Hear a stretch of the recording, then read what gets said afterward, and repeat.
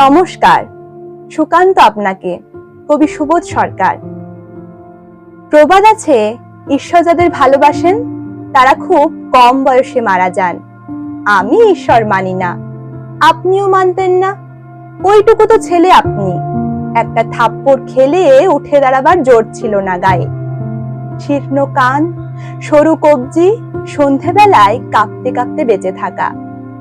যাদবপুরের বেডে যখন আপনি শুয়ে, তখন সারা ইউরোপ কমিউনিজমের ভূত দেখছে। আমেরিকা ভুরু কুচকে কাটি দিয়ে খেটে দেখছে কার্ল মার্কসের লেখা।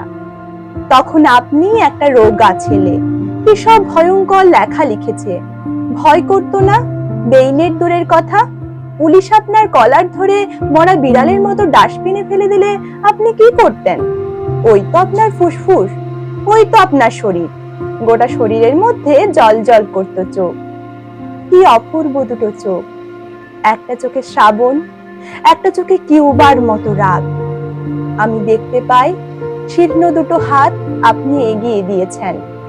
একটা হাত প্রিয়তমার দিকে, একটা হাত চে গুয়েভার পিঠে।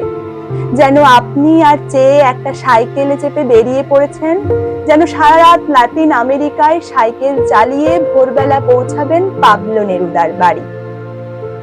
না, আপনি তখনও যাদবপুরের বেডে। আপনি কাঁদছেন, রক্ত পড়ছে কাশির সঙ্গে। কত আগে আপনি সতর্ক করে দিয়েছিলেন, জোরদার জমিদার শোন রে মজুরদার। আপনি বেঁচে থাকলে কি হতো জানি না। সমস্ত মালিক আবার ফিরে আসছে মেদিনীপুর, বীরভূম, বাঁকুড়ায়। মেদিনীপুরে যতটুকু জমি আছে তার চেয়ে বেশি জমির মালিক হতে চায় কারা? পৃথিবীতে যতটুকু জমি আছে তার চেয়ে বেশি জমি তো আর মানুষ পেতে পারে না।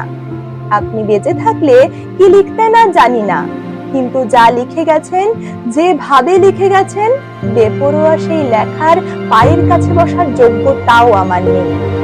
একটা বিপজ্জনক লাইন লিখে ভয়ে মরি, বারবার কেটে শিল্প দিয়ে ধুয়ে জামা জুতো পরিয়ে তবে ছাপতে দিই।